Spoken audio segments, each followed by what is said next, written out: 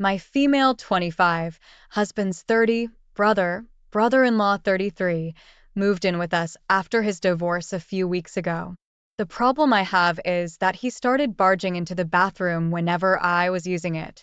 He never knocks or anything.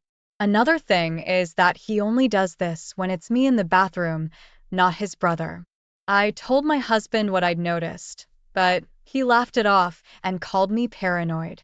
It was embarrassing because his brother would see me exposed, making me uncomfortable. My husband said that he spoke to him and he apologized, but did it again. When my husband and I got married, we promised not to have locks or lock each other out of any room, so the bathroom didn't have a lock. I was considering getting it a lock, and I let my husband know that if his brother walked in on me in the bathroom one more time, I would instantly install a lock. He didn't say anything. Well, yesterday, my brother-in-law walked in on me showering. He knew I would be in the shower, but barged in anyway, claiming he needed to pee. I had enough. I went out and got a lock and installed it. My husband got home, saw it, and blew up on me, saying that I violated an agreement that I was part of and went against his wishes, being uncomfortable with locks in a house. He demanded I remove it and promised and guaranteed that his brother wouldn't walk in on me again, but I refused. He's been angry about it and is giving the silent treatment. Info. I'm not close with my brother-in-law. My husband is. I don't even talk to him much, and I barely even sat with him at any gathering before he moved in with us. So, am I the idiot for installing a lock? Edit. My brother-in-law's divorce ended due to him getting caught cheating with a woman 10 years younger than him. Everyone judged him for it, but my husband was the only one who backed him up and defended him.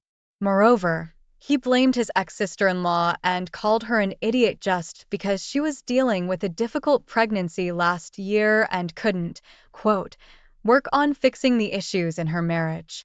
Not the idiot. The no-locks thing was an agreement between you and your husband. However, when his brother moved in, it wasn't you and your husband anymore. Therefore, the agreement came to a halt. Tell your husband the lock can be removed as soon as his brother moves out. Doesn't it bother you that your husband backed up his cheating brother, who was clearly at fault? And now your husband's defending his brother at your expense? Opie, I hope you realize that you not only have a creepy brother-in-law problem, but you also have a husband problem. I can't even imagine any husband thinking it's not creepy that his brother barges in on you while you're naked in the shower. Does everyone have that privilege? Friends? Neighbors?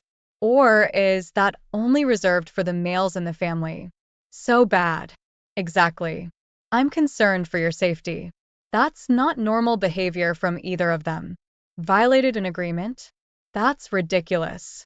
Your husband cares about controlling you. That's all. And your brother-in-law is obviously up to no good, and he needs to go. It's not innocent. You're not being paranoid. You are being gaslit by the sounds of it, though. I don't normally advocate for divorce, but maybe you should consider it. Your husband should be making you his number one priority, period, which means your comfort and safety in your own home. You told him that you would put that lock in if your brother-in-law decided on being a peeping Tom again, so he yelled at the wrong person. He should be yelling at his brother and kicking his idiot self out of your house. Throw him in the bin. Both of them, actually. You should download one app that looks for hidden cameras and scan your house. Something is definitely weird about all of this, and it's not you. Update. Before I provide an update on this situation, it's worth noting that my brother-in-law used to do this with the bedroom too, but at least I'm not always exposed in the bedroom.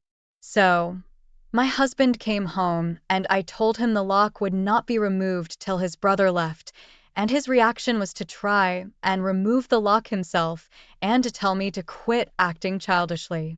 I did not shout or scream, but packed a bag and went to my mom's house for the next few days, until this was resolved somehow. On my way out, I saw my brother-in-law in the driveway smoking.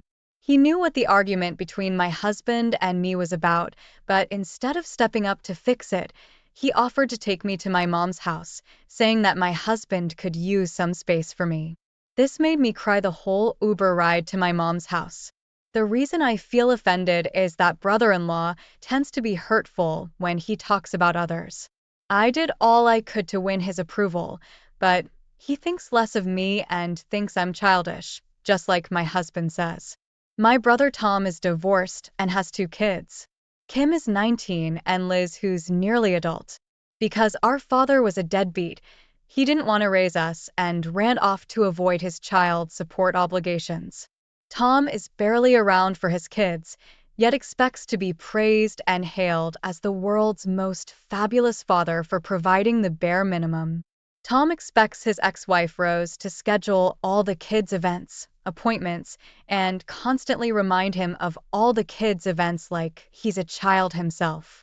Rose will notify Tom weeks before an appointment or event through email and their court-monitored messaging site. Then she'll send a follow-up reminder the week and the day before the event, including school events, where the school already sends Tom an email. Tom forgets and then blames Rose for being irresponsible since it, quote, would take 10 seconds for Rose to send me a text. She knows I don't check my email or court-monitored site every day. Tom has reminders set on his phone for Facebook, but he can't be bothered to set up a calendar app. Kim told me that she can count on her hands how many of her events or appointments Tom has ever shown up to. The breaking point for Kim was when Tom forgot about her high school graduation and was instead out drinking with his friends. Kim is at college and has not spoken to Tom since her 18th birthday. Instead of this being a wake-up call for Tom, he again blames Rose and expects to be hailed as the world's greatest father because he financially provides the bare minimum and still is never there for Liz. Tom gets Liz for 10 days a month, and Liz says that Tom is never there and she's just stuck house and dog sitting. Liz said that Tom couldn't remember one of her friends or teachers when she pressed him about it. While visiting our mother's house, Tom complained because he had not shown up to Liz's driving test where she got her license and blamed Rose again. Tom then complained about Liz because, quote, now talking to her is like pulling teeth and how, quote, she tries to make me feel unloved in my own home. Her mother's turned her into an inconsiderate brat. I was biting my tongue before, but Tom insulting his daughter that way made me see red, so I snapped that Tom, you're a pathetic excuse for a father. How can you expect people to praise you when you give as few praises about Kim and Liz as our father did for us? Tom screamed his head off, but I left. Several people are calling me an idiot because, unlike me, Tom was old enough to remember when our father left and I was out of line to throw that trauma in his face, essentially. Also, Tom didn't have someone to model how a father should act, but instead of trying to gently correct him, which I've tried many times in the past, I insulted and used profanity toward Tom.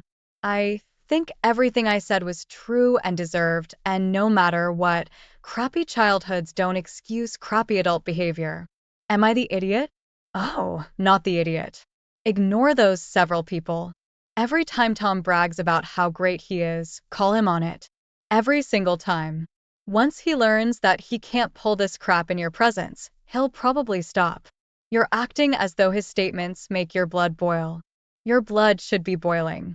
While you could have dealt with this better and more tactfully, your brother is an idiot, and sooner or later someone would have said as such to him, probably one of his kids. So, maybe it was better that you got the lash back instead of them. Many folks grow up with deadbeat parents, and they become stellar parents because they very much do not want to be like their own were. They don't want their children to experience things that they did. Just because your dad sucked does not give you a free pass to be like it too. My parents live in the UK while I live overseas. My cousin 21 also lives in the UK and is pregnant with her first child. Her parents live overseas. However, it is normal in our culture to stay with your parents for the first month or so after you give birth so they can help with the baby and help you get back on your feet. My dad is her closest relative in the UK, so she asked my parents if she could stay with them after she gave birth, and they agreed. Now, the house is jointly owned by mom, dad, and I. There are two guest rooms as well as my room, which isn't occupied when I'm not there. The larger guest room is only slightly smaller than my room, but has an ensuite. I go back home every 2 to 3 months and put a lot of money into renovating my room, and there are also lots of baby supplies there for my own infant too. Think cot, a sleep nest, bathtub, car seat, etc. So, my cousin is due any time in the next fortnight, and this week she texted me to tell me she wants to use my room. I told her no, that's my space. It needs to be open for me to travel home. She said it was the nicest of the available rooms, and she needed to be comfortable while recovering from childbirth. She also said she wants to use my son's cot, car seat, and quote, anything else there is to make my life easier after delivery. So, basically, she wants to use my baby supplies instead of making sure she has her own. I said no. She couldn't just help herself to my space and belongings, but then she started having a meltdown at me over text, so I involved my parents. She got her mom involved, and now my aunt is arguing with my dad saying he's allowing me to bully her pregnant daughter when she has nobody else to defend her, and how my dad should discipline me and be there for his niece. I don't think I'm in the wrong, but they're making such a huge deal. I'm wondering if maybe I am the idiot. She said it was the biggest of the available rooms, except it isn't available. Not the idiot Opie. Hate to say it, but you'll need a firm lock on that room. Your supplies will disappear otherwise. Cousin is an entitled pregnantzilla. First, it's your room. You have no obligation to share it. Second, there are two spare rooms she can use. It's not like she has to sleep on a couch. There are other available rooms. Third, she's a guest. She's a poor guest by making demands. Tell the aunt if she's so concerned, she can get her daughter a penthouse suite at the Hilton. If she wanted to be comfortable after childbirth, she would take the room with the ensuite bathroom. She wants to use all your baby furniture and supplies without having to get her own. I would bet she gave her mom some exaggerated story so that your aunt would try to bully you and your parents into letting your cousin have her way. If your aunt is mad, she should make arrangements to take her in. Your cousin is a moocher, and I feel your parents will have a hard time kicking her out when she's well planted. I'd make a surprise trip home for funsies. Also, to change the locks right before leaving and being the only person with that key, you aren't one of the owners. This is some choosing beggar crap. We live on a block filled with kids. So, every now and then, I like to get a bounce house and throw a little backyard party for them. I threw another one last week. I want my sons to have good memories with their neighbor kid friends because they all attend different schools. I told the parents about the party, and that was instead of an invite. I didn't invite the preteen girl who lives next door. Why? My God, she screams over everything. It's not even a scream. It's ear-piercing screeching. I cannot stand it. I can tune out the loud sounds from my boys and their friends, but not that girl screaming. It's like she sees a bug. She screams. She thinks someone is chasing her and she screams. She jumps off a swing. She screams.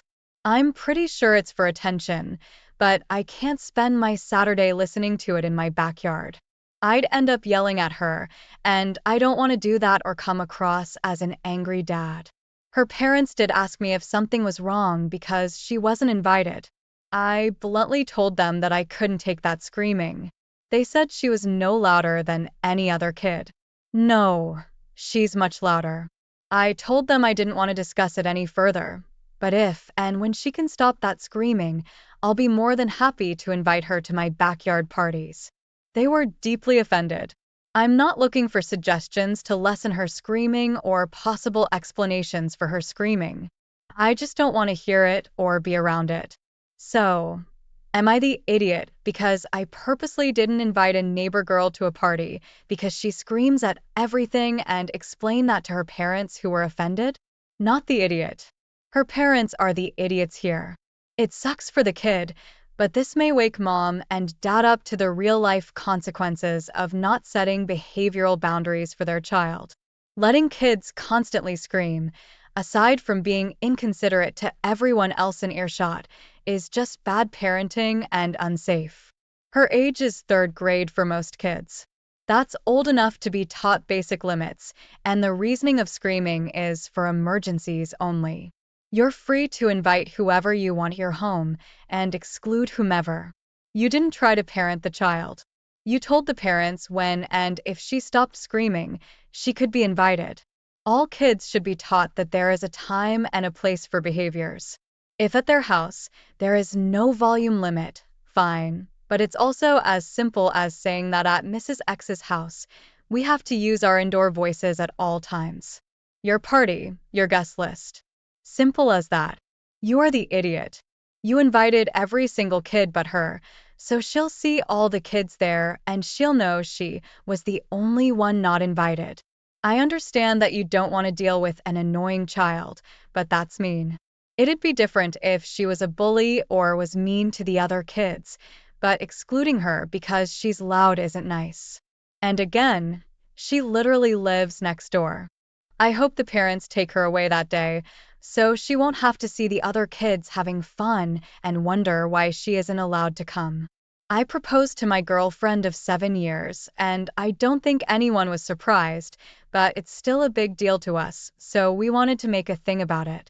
So, we rented the event room at a fancy restaurant and invited the people most special to us for the big reveal.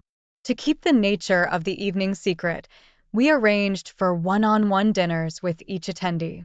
We made sure to pick a day when everyone was free. These were just our best friends and closest family, so we almost managed it. The only person who said she couldn't make it was my mom. She said she was going to a concert that night. We couldn't reschedule, so I decided I would call her when her concert was over and have everyone break the news to her as a group, so she would still be somewhat included. So, that's what sort of happened. The dinner started at 8. Everyone got there and were super surprised to see each other. I led them to the room and my girlfriend showed everyone the ring. There were congratulations, food, drinks, and revelry. My mom said her concert ended at 9, so at 9:30 I called her. When she answered, everyone greeted her, and she asked what was going on. I told her. She said she would talk to me later and hung up. She's incredibly upset that I let her miss my engagement party for a concert. She says I should have told her, but that would have ruined the surprise. My mom isn't good at keeping secrets. I'm her only son, and she's devastated she missed this once-in-a-lifetime event. Am I the idiot? You're the idiot. I'm sure she would have dropped that concert immediately. It's your mom, for God's sake. Not a friend. I get why she's upset. It was more important to you to surprise the rest of your guests than to have your mom there. Really? Dude, the surprise was more important than having your mom there. You could have just said, listen, it's a significant dinner. I need you there. Please come and you'll be happy you did. The worst part of this is that you don't feel remorse or regret for hurting your mom and you cannot make it up to her. Honestly, keeping things a secret for the surprise factor is overrated. Sure, it's nice to see their immediate reaction for 10 seconds, but the risk is that it leads to unintended consequences where people don't prioritize attending because they didn't realize how big of a deal it was. You had already proposed to your girlfriend, but wanted to throw a surprise engagement party for everyone else. Why? Particularly when you said that this wouldn't be surprising to anyone. You should have told your mother that it was an engagement party. The more I think of it, the whole thing reeks of narcissism. First telling people that you're having dinner with them, and then, when those people arrive, telling them that you're throwing yourself your own surprise engagement party and that they're attending whether they want to or not. Ugh, you're practically screaming, look at me, congratulate me. Aren't you happy for me? Isn't it great that everything is all about me? But ironically, you didn't include the one person at the party who was most likely to feel that exuberant. When I reached my in-laws' house, my husband greeted me with a grin. The results just arrived, So come on in quickly, haha. Wondering what results he was talking about, I followed him into the living room. My husband placed an envelope containing documents on the table. What's this? It's the DNA test results, haha. This will prove you have had an affair. With that, my husband smirked and spread the contents of the envelope on the table. My name is Lisa, a 27-year-old housewife. I've been married to Mike for 2 years, and I'm currently pregnant. Not long ago, I experienced intense labor pains and was rushed to the hospital. Though it's been several hours since I was brought to the hospital, I just gave birth. I had our child, who I endured the pain to give birth to. I melted at how cute they were, and I'm so glad they were born safely. Happiness and relief welled up inside me all at once. Once I let myself relax, a wave of intense fatigue hit me. The labor lasted a full day, and I couldn't get any sleep. As a nurse took our baby away to clean them up, I longed for sleep. My husband rushed over after work to be with me during the birth, but he didn't say much after our child was born. At the time, I was too exhausted to notice anything off about him.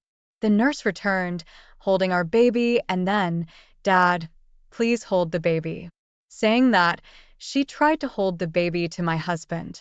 But he didn't show any interest in holding the baby and looked at me, saying something. Exhausted, I couldn't hear what he was saying at all.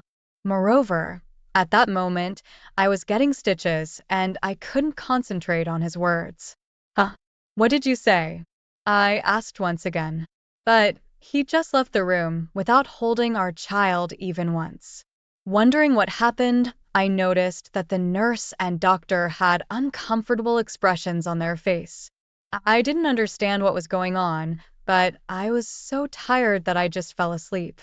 When I woke up, I found myself in a hospital room, and my baby was in the nursery. My husband didn't come to the hospital at all the next day. However, according to the nurse, he was at the hospital and had seen our child. Wondering why he didn't come to my room, I received a shocking message from him. After you're discharged, we need to talk about a divorce. I didn't understand what he meant. Why all of a sudden? I wanted to know the reason, but he didn't reply to any of my messages. I was so shocked that my health didn't improve and my hospital stay became longer. Finally able to go home, I returned to our house. Looking around the room, I noticed that several items of clothing were missing from the closet. I realized that he must have gone back to his parents' house, which made me even more sad. I just got discharged. I sent him a message. Then my husband replied, "This Saturday, let's talk at my parents' house at 1 p.m. That was all he said. What's going on? Did I do something wrong? Feeling frustrated, the day of the meeting arrived. Since the matter was serious, I took my parents with me to my in-laws' house. My sister-in-law, who had experience with childbirth, agreed to look after the baby. When we arrived at my in-laws' house, my husband greeted us with a grin. The results just arrived, so hurry up and come in, huh? Wondering what he meant by results, I followed him into the living room. He then placed an envelope filled with documents on the table. What's this? It's the results of the DNA test, huh? Huh? Ah. You seem to be panicking. No, I just don't understand why you do that. Well, it doesn't matter. This will prove your infidelity. Saying that, he smirked and spread the contents of the envelope on the table. There were several documents, but the one summarized that the child was indeed his. See? The child and I are. Huh? Why, it's my child. It's supposed to be someone else's. I had no idea what was in his mind. He made no sense to me. My in-laws tried to calm him down. All my parents and I could do was watch in disbelief. When he finally calmed down, I asked him a question. What do you want? Why do you do a DNA test? Do you think I was cheating on you? Well, when the nurse tried to hand you the baby, you turned pale. Huh? According to my husband, when the nurse tried to give him the baby, he turned to me and said, "This baby doesn't look like me. Whose child is it?" Are you cheating on me? That's what he had apparently said. Huh. You said that back then? You turned pale at that moment, didn't you? No. I asked you what. Remember? You were just pretending because I hit the mark, right? I was furious at his remark. Do you even realize how difficult my childbirth was? The doctor said I had lost a lot of blood and was anemic. Of course, I looked pale in that condition. So then? I've told you so many times already. I never cheated on you. When I asked my husband why he thought that, he said he had been researching childbirth online before the birth. He came across the term cuckoldry and became suspicious. There were many stories of wives trying to cuckold or cheat on their husbands. In one post, the husband said to his wife when attending the childbirth, "The baby looks nothing like me." And the wife suddenly panicked. As the post continued, the man secretly did a DNA test and found out the child was not his. The post ended by saying that immediately after giving childbirth, women are exhausted and it's an ideal time to catch them off guard. So you tested me because of that? Unbelievable. But the baby didn't look like me at all. Are you serious? Look at this picture. I showed him a photo of the baby I took with my phone. My in-laws who were next to my husband also looked intently at their grandchild's photo. Then my mother-in-law said, "Oh my," and brought out an old photo album. Here. This is a photo of Mike when he was born. Wow, the baby looks exactly like me. They're identical. Do you get it now? The baby is truly yours. I've done something terrible. My husband hung his head in shame. My in-laws tried to console him. I realized that my feelings for my husband had completely cooled. So, about the divorce and child support. Huh? No, we don't have to divorce. It's my child after all. Seriously? You suspect me for no reason and now you're saying this? I'm really sorry about that. I regret it. Please. My husband prostrated himself before me. My in-laws flustered said, "Lisa, we're truly sorry for our foolish son.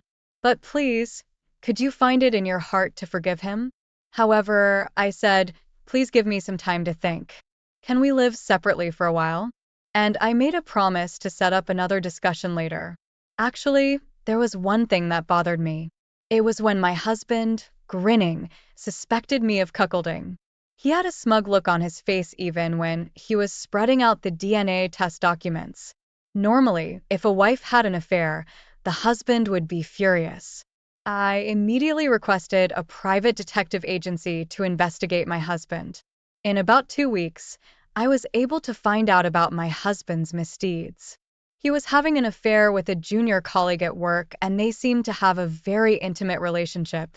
In other words, my husband probably thought that if I had an affair, he could divorce me on my fault, get compensation, and be with his lover. He must have been overjoyed thinking that if he set a trap as he saw in the post, I would have a pale face and his plan would work. I immediately contacted my husband and headed to my in-laws' house with the documents. "You took too long making me wait for 2 weeks." He said that, but he seemed irritated for some reason. How could he have such an attitude with me? I felt that I wouldn't be satisfied unless I thoroughly punished this guy. "So Lisa, have you reconsidered the divorce?" "I'm sorry to you and the family, but I still want a divorce." What? Why? Mike has been reflecting enough. Yes, even when you were separated, he was grumbling about how sorry he was to you. Is that so? Then, for some reason, my husband got angry. It's not fair to make me wait and then just leave me. First of all, can you, a housewife with no income, support our children on your own? You can't live without my income. How could he be so confident, even though he had an affair? Why are you so against the divorce? Don't want to pay child support? What are you talking about? I just don't want to be away from my child. Lisa, that's a strange accusation. Do you think Mike doesn't care about his child? As my in-laws began to question my words, I decided to get to the heart of the matter. "Please take a look at these. Everyone," I said, and spread out several photos I had taken from an envelope. In them, my husband was entering the apartment of his lover's room together. In other photos, they were entering a love hotel. My in-laws were speechless looking at the photos. Is this? Yes, this is evidence of Mike's infidelity. My husband's face turned pale instantly. So, in short, you were the one deceiving me first. You probably thought it would be convenient if I had an affair and the child wasn't yours. But since I was completely innocent, you must have panicked. Even if you divorced and got together with your lover, you wouldn't want to pay child support. My husband's face turned paler and paler as if I'd hit the nail on the head. Anyway, I can't go on with you anymore. Please sign this divorce paper. I will request alimony and child support through a lawyer. My husband was reluctant to sign the divorce papers, even at this point, but my in-laws urged him to do so. We are truly sorry. No matter how many times we apologize, we can't make up for it. They apologized to me on their hands and knees. But it wasn't the in-laws who were at fault. It was their idiot son. Thank you for everything up until now, I said, lifting my in-laws' faces and leaving their house. After that, the divorce went through smoothly and I claimed alimony for my ex-husband and his lover. I was able to get quite a lot of alimony. And I was also able to claim monthly child support from my ex-husband. My ex-husband and his lover are said to be getting cold stares from their coworkers now. Apparently, my ex-husband had already been spreading rumors at work that I was cheating on him. However, when all was said and done, it was he who was having an affair. So he lost all credibility with his coworkers. By the way, I heard this story from an acquaintance who works at my ex-husband's workplace. So I was able to sue him for defamation and get some compensation for that as well.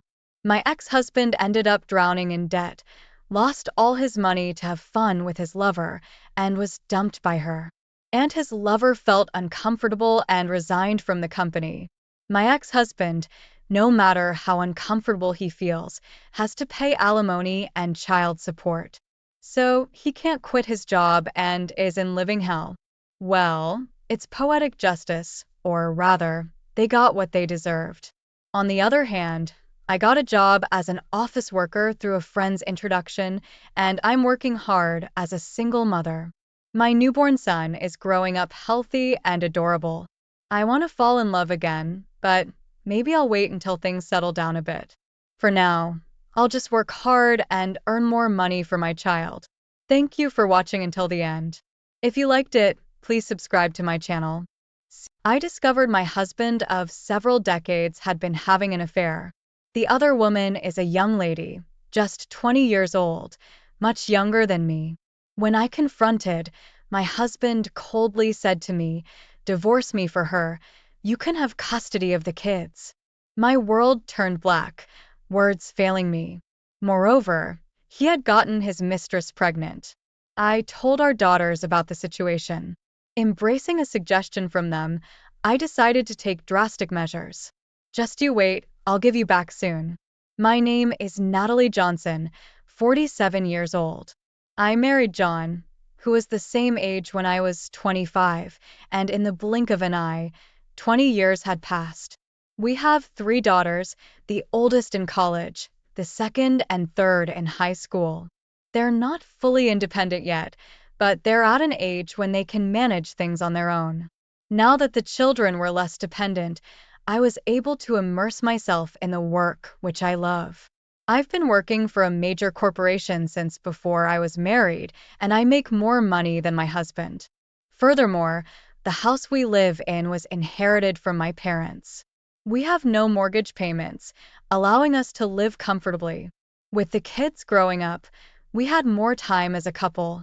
One night, while we were having a beer together, my husband started speaking with a grin.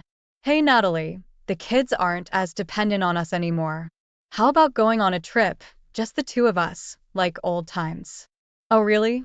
When was the last time we went on a trip together? You're always helping out around here, and we both work hard, don't we?" Indulging a little won't hurt, haha. Haha, that's true. The girls are old enough to handle things on their own. Should we leave the housework to them? Yeah, that's a great idea. I'll need to arrange for some time off work. Where would you like to go to? It might be nice to relax at a hot spring resort. A hot spring resort sounds great. He started to plan the trip with a delighted expression on his face. I couldn't help but smile at his boyish enthusiasm. Whenever I had a free moment during work or my commute, I found myself checking out travel websites. The destination for our trip was gradually being narrowed down, and I'd already filled in our daughters about our plans. I was happy that he suggested the trip itself. Fast forward 1 month after our vacation discussions. I was waiting for my husband to get home so we could finalize our travel schedule. Usually, he's home by the time I return from work, but that day was different. When I got home, he was nowhere to be found, and our daughters couldn't provide any clues. His late returns were always preceded by a call, so his absence made me uneasy. If he hadn't called by the next day, I decided to call him. As I was considering my options, he finally arrived home just after 11 p.m. Welcome home. I was worried since you were late. I rushed over to him, but his face was somber. What happened? Anything wrong at work? In response to my inquiry, he opened his mouth slowly. Natalie, we need to talk. Talk. What's up? You look so serious. I've been having an affair. What? I said I've been cheating on you with another woman. I was too shocked to speak properly. Cheating? My husband? In my confusion, I managed to stammer out a response. What are you saying? An affair? You wouldn't. But I have.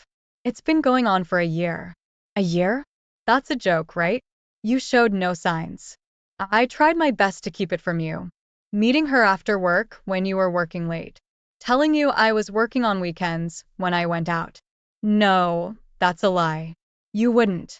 As if to soothe my distraught, my husband grabbed both my shoulders. Looking straight into my eyes, he opened his mouth again. I'm really sorry, but there's no turning back now. What do you mean no going back? Stop kidding around. We've been together for 20 years, haven't we? Anyway, that's the situation.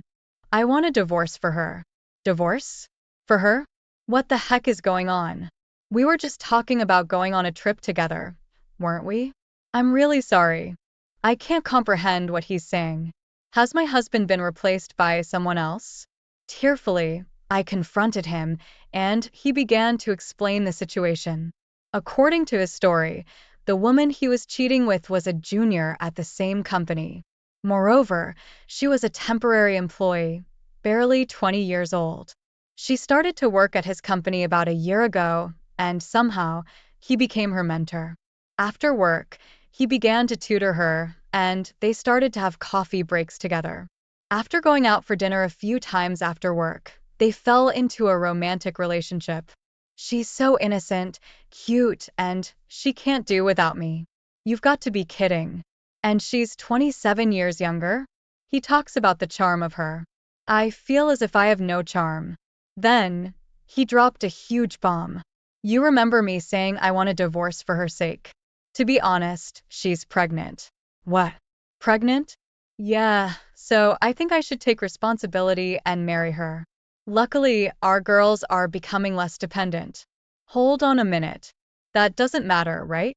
Those girls are our daughters, you know. Don't worry.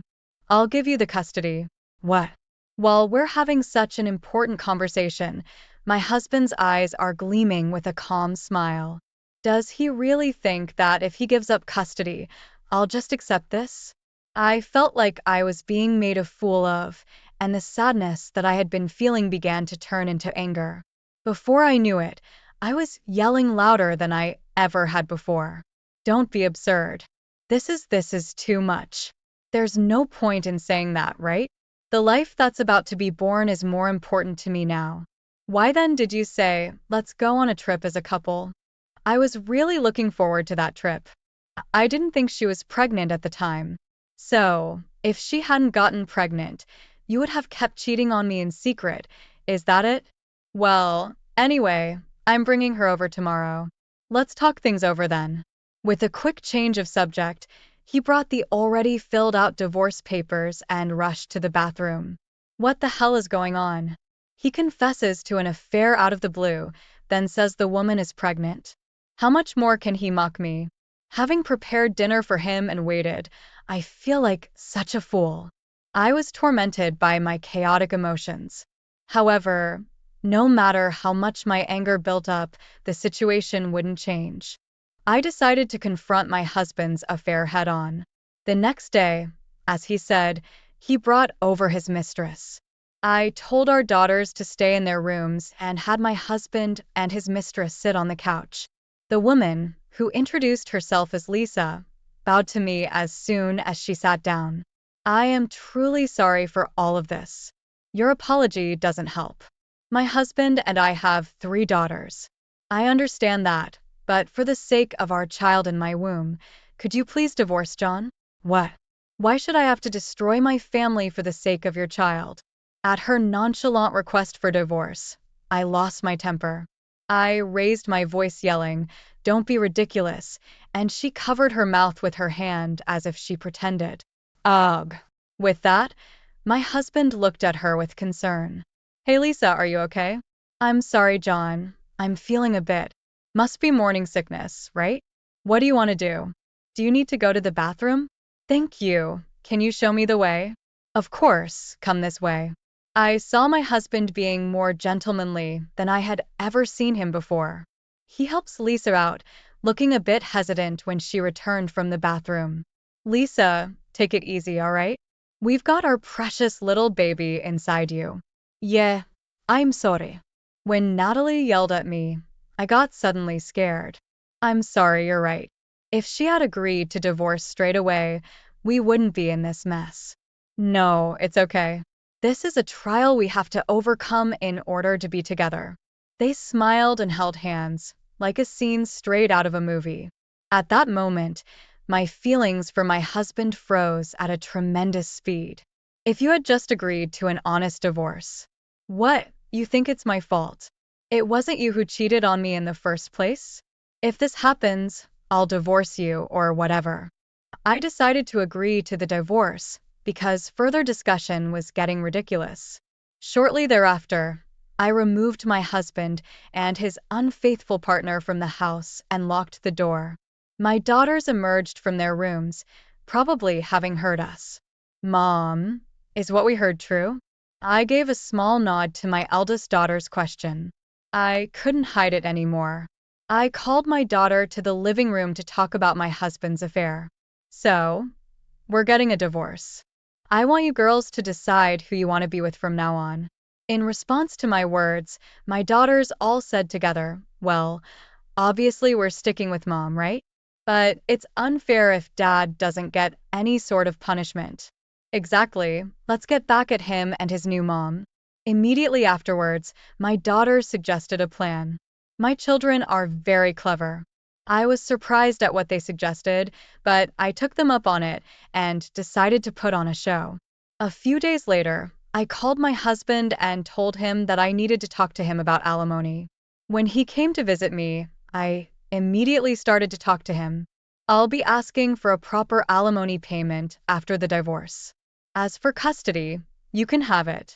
At my words, my husband rolled his eyes. Huh. Then, our daughters appeared. When he saw them, he opened his mouth as if he is upset. Hey, you all. Wouldn't you rather live with your mom, huh? Why? We're obviously going with you, Dad. Who we choose is our business, isn't it? After all, a dad's income is more stable, right? Hold on.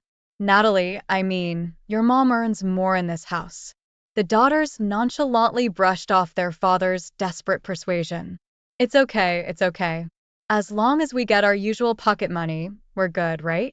As long as us 3 sisters stick together, that's all that matters. Exactly. In fact, Dad, you should feel honored we're choosing you. Well, that is. Although he seemed confused, he had no choice but to accept his children's decision. He had always been a pushover when it came to his daughters. My husband reluctantly agreed that he would have custody of the children. Since my husband is the cause of the divorce, there will be no child support payments from me. We decided to divorce, strictly collecting the alimony from him and his mistress. The next day, we submitted the divorce papers to City Hall. The alimony was $30,000 from my husband and $15,000 from his mistress. We received the entire amount at one time. Our daughters would stay at my house on weekends and live with their father and mistress during the rest of the week, though their new home was a small apartment where the mistress had previously lived. Living with 5 people in such a small space must have been quite uncomfortable, but that was all part of the plan. Just wait and see. I'll make sure they regret betraying me and our daughters. 2 months later, just when I was thinking it might be about time, my ex-husband and Lisa barged into my house. Hey, what the hell is wrong with them? Dealing with those spoiled brats is impossible. I lost my temper. The two of them, faces red and panting heavily, complained together. In response, I replied calmly, "Could you not be rude? All 3 of them are my pride and joy daughters. They are all good kids. Don't give me that. What makes them good kids? They're always complaining, I want an expensive meal, or I don't get enough allowance, every single day." Exactly, and why do we have to pay for their tuition and textbooks? No one told us about that. Well, isn't that a given? After all, you two are their parents. Our home is too small. I've never heard of a family of 5 living in a one-bedroom apartment. Yes, that house was originally rented for me to live alone. The neighbors on both sides keep complaining, and even the landlord keeps saying that please move out. Well, that's your own fault. Besides, if the girls say we want dad to have custody, then there's nothing you can do about it. Ugh. Both of them were speechless, their expressions bitter.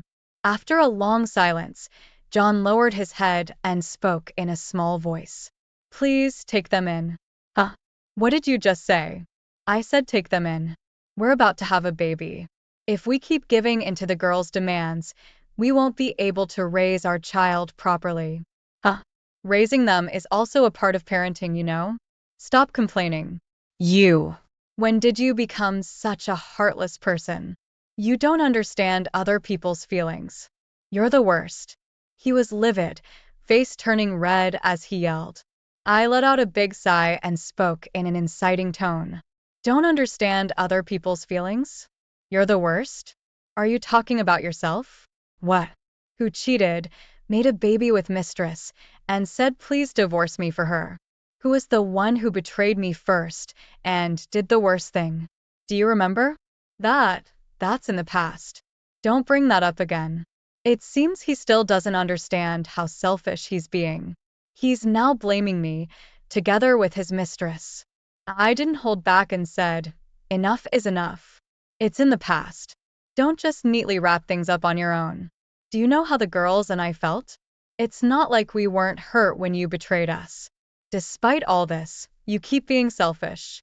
But I apologized for the affair, didn't I? Just take them in, please. Fine, I will. I feel sorry for the girls to stay with such a bitch like you. But in return, make sure you pay child support, all right? You have a responsibility as their father until all of them grow up and become independent adults. But on my salary alone, I can't possibly. Shut up. Don't you dare play the victim now. You should have thought of that before you got your mistress pregnant. Now get out of here and never show your face to me again. His face turned pale, and he collapsed on the spot. After hanging his head down for a while, he whispered to Lisa, let's go home. At that moment, Lisa, who had been silent up to now, gave his cheek a big slap. Don't joke with me. I ended up in debt even after paying alimony, and now you're saying child support? You've got to be kidding. What's the point of lying then? What's going on, Lisa? What do you mean by lie? Aren't we supposed to raise our child together? There's no child. What? Time stopped for a moment at the unexpected revelation of his mistress. He began to question her. No child? Then our child is. The pregnancy was a lie. I just thought you were rich, and that's why I wanted to marry you. What are you talking about, Lisa? That's a lie, right? The house you were bragging about was actually your wife's, wasn't it? I can't even get a house, be charged for alimony, and be forced to take care of stupid girls. I've had enough. There's nothing good in marrying you. Divorce me right now. I can't believe this. My ex-husband clung to Lisa with tears in his eyes. Out of my way. Move. I'm leaving. She pushed him away and left the house. My ex-husband, who was thrown away by his mistress, immediately knelt down on the ground and begged me, "Please forgive me. Give me another chance." No matter how many times he begged, I, of course, turned him down. I promptly drove him out of the house and called back our daughters at that time. After that, I officially regained custody of our daughters and demanded child support from my ex-husband. The payment of child support for 3 children must have been a heavy burden for him, who had exhausted his savings by paying alimony. Moreover, other employees witnessed the dispute between him and Lisa at work. The news about their relationship spread rapidly. Lisa's contract was terminated, and my ex-husband was relegated to a less important department. His salary was reduced, and with an even tougher life ahead, with nothing left for him, he seemed to be struggling just to make ends meet each month. Now he reportedly can't even afford proper meals and appears to have become quite snobbish. When I told this story to our daughters, they high-fived each other with broad smiles. The daughters' strategy was a great success, and the 4 of us celebrated. From now on, a life of 4 women begins. Even without a father, I want to take responsibility as a parent and raise my daughters. Before I met my wife, I was in a relationship with a girl for 5 years. It ended with her cheating on me with my best friend. And then they are getting together for about 5 years. All my other friends continue to mainly hang out with my ex-girlfriend and ex-best friend. So I felt like trash that everyone threw away. I wasn't in a great place when I met my wife, and I'm sure that contributed to my stay.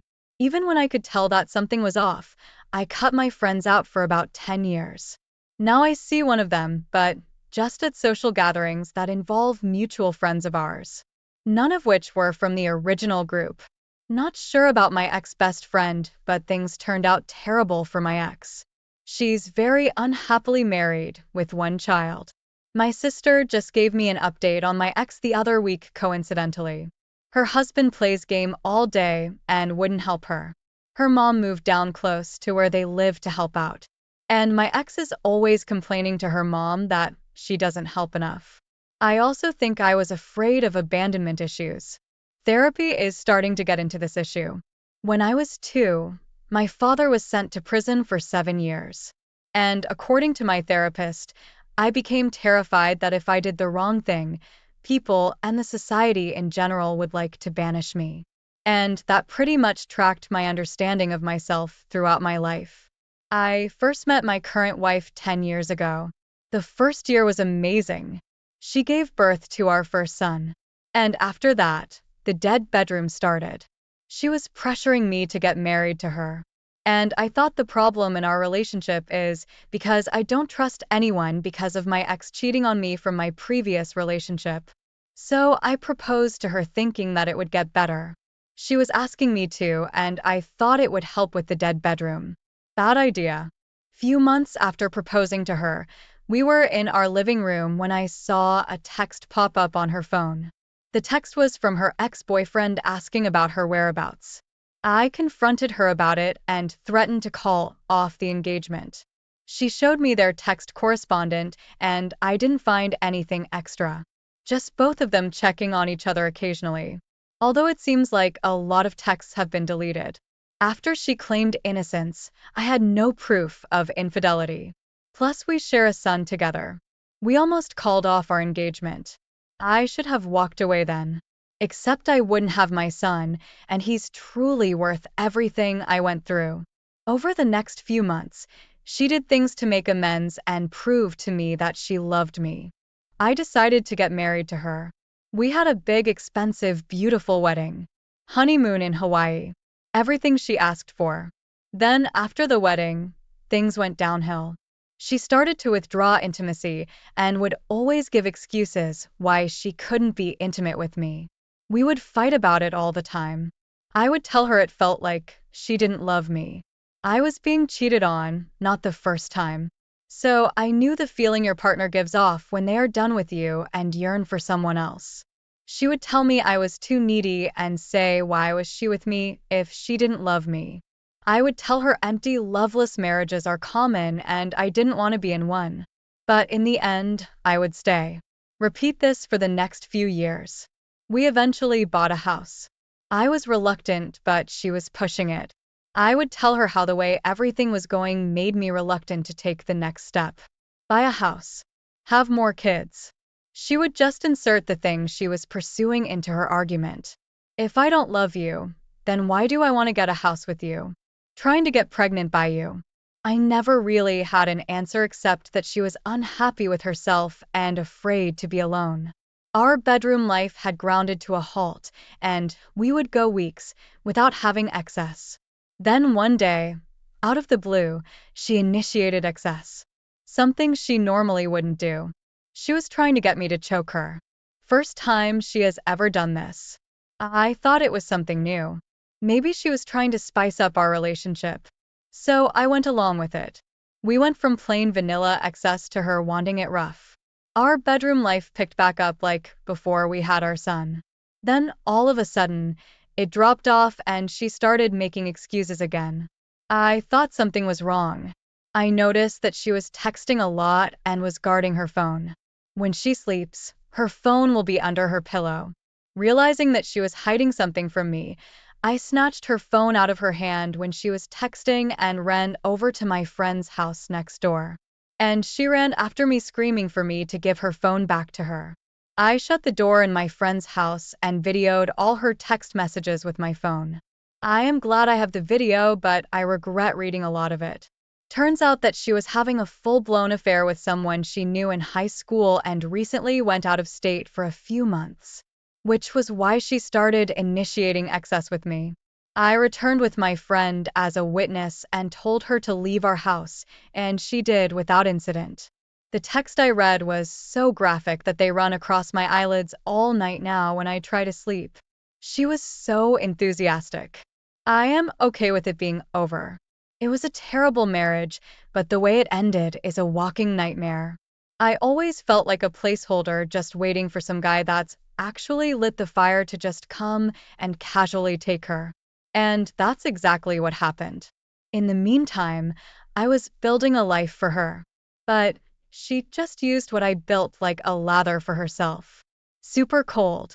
But looking back, all the signs were there. I will be able to apply this lesson to my next relationship, which is good. But I will never marry again. Don't want any more children than what I currently have. So she definitely took all that away from me forever. When I think of my son and how terrible it all was, I feel strong. But when I'm alone, especially at night, my mind keeps imagining the two of them together. As much as I try to push it out, I can't seem to. During the week, when she tried to get me to choke her in bed, then finding evidence of a full-blown affair on her phone, December 1st, that whole choking thing was more like beginning of September. And yes, it was a huge red flag that I missed. 5 months later, so I know that he dominates her. And that really gives my imagination ammunition to use on myself. I have to preface this with, I would never hurt myself. But at night, I want to die. I know in the end, all three of us would be better off from the divorce. But it's really hard right now. It all happened at the beginning of December. I immediately told her to leave when I found everything. Update. It is almost impossible to push away, especially at night all alone. The first time so far that those thoughts entered my mind and I was truly able to say and feel like who gives a F in a healthy way was the day I posted my story in the dead bedroom sub. That was definitely the motivation behind me stumbling into this sub and posting. I have been struggling again over the past few days. A lot of it has to do with the settlement. I am working on getting her to sign it and agree. So I am placating to her. This includes FaceTime calls that are supposed to be about the parents, not with her having access to him, where we basically act like family again. I have put in boundaries for the FaceTime calls now. My sister administered the phone when my son is with me, but the ones that are the other way around still end up like I described. It takes a lot out of me to put up with that act and then feel zero self-respect when it is done. She could take me to the cleaners if she wants, but has told me she had no intention of it and will sign off on all the marital assets that are mine. I feel stuck until she sings. I have hired a lawyer and we have started the process of drawing up the settlement. Update? Yeah, I will be shooting for no contact with my ex.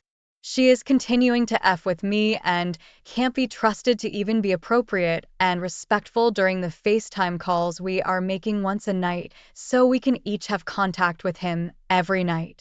The other night she called and when I saw the screen, she was all done with makeup and I heard a deep voice at her new apartment. I agreed, not bad-mouthing her. Just going for no contact.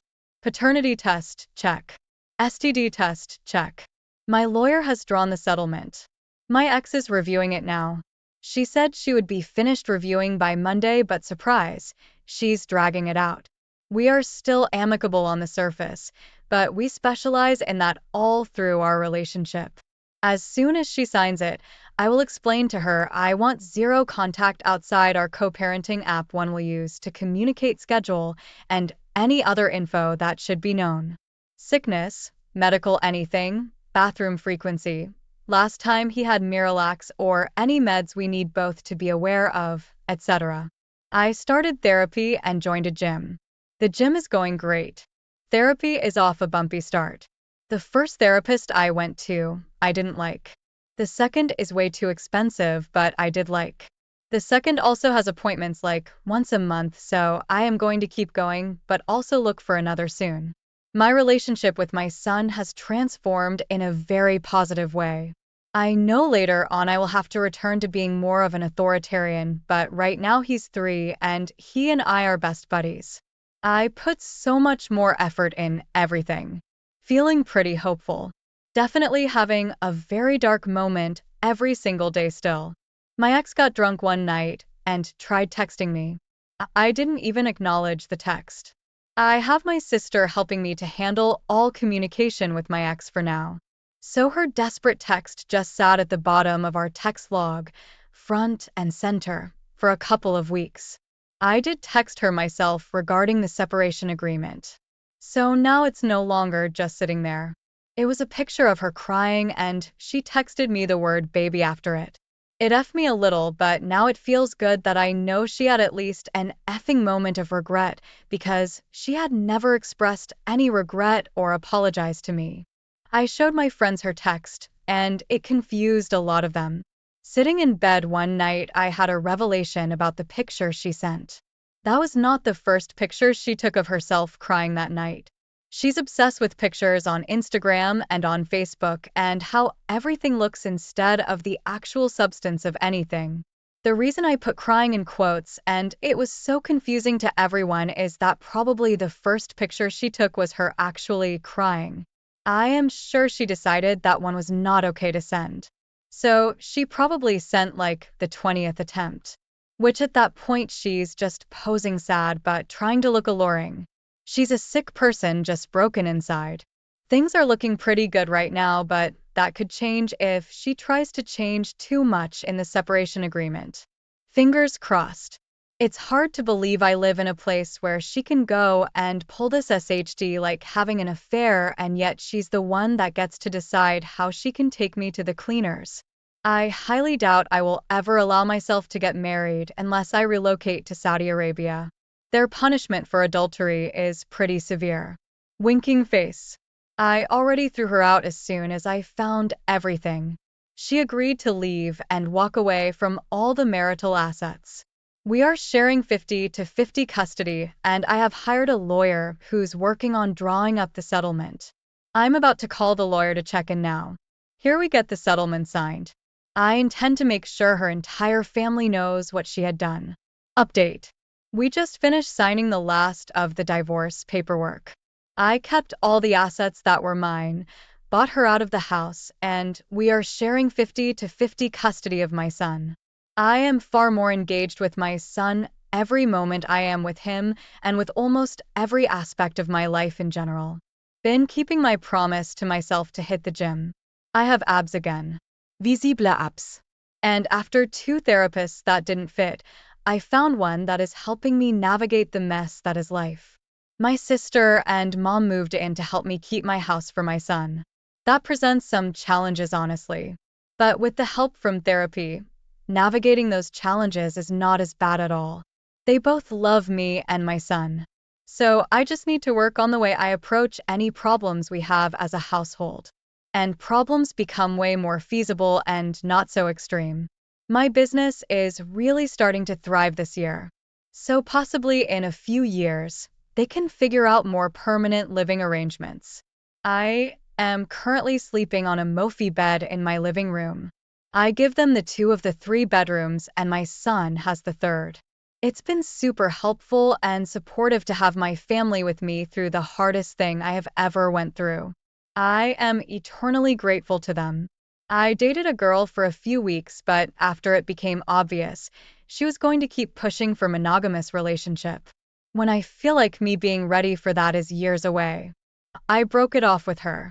She was really sweet about it, which made me feel even worse at first. But it was important for me to look out for myself and my son and not just bend over someone else's needs. It was a good first step for me to grow and eventually finding another relationship almost like a behavioral exercise. I am scared to trust anyone, but she was sweet. And after I started to get anxious about the way things were going, I spent about another week talking to her and then broke it off based on what I thought was best for me. So it feels like progress. Here is the text message I received from her. I know I kept my text very short with no emotion last night thinking that was good enough for my half, but it isn't. I wish I could say I was surprised, but unfortunately I am not. A woman intuition is never wrong. I respect you for not wanting to drag me along if you're not really ready for it. As much as I do respect that, I gotta say it's definitely frustrating. I think after this separation and divorce process, you didn't expect to hit it off with someone so soon. That text you sent I know has nothing to do with me. That's you battling with your own things, and I get it. But you found someone good that I don't think you were expecting so soon. Someone to support and make you feel good about yourself again. I don't think you're scared to get hurt and scared to trust again. I think we both feel pretty similar about each other. And that scares you, so you're cutting it off. By all means, you do not have to respond if you don't want to, but I just had to express that. I'm here and you don't need to run. Figure your things out, and if you want to try again and start afresh with me, that offer is always on the table for you. You are a gentleman till the very end, and I will never forget that. You still are an amazing man, and I hope you have a great rest of your day. That was the text she sent me the day after I told her I didn't think we should see each other anymore. She's nice, but just wanted immediate attachment. I explicitly told her I didn't want that at this point in my life, but it seemed like she saw that as a challenge or obstacle to overcome rather than a genuine constraint. Now that my ex signed off on everything I needed her to, I no longer feel the need to bend to any of her wishes either, and have felt very comfortable putting my foot down when it comes to requests she has about our son or otherwise.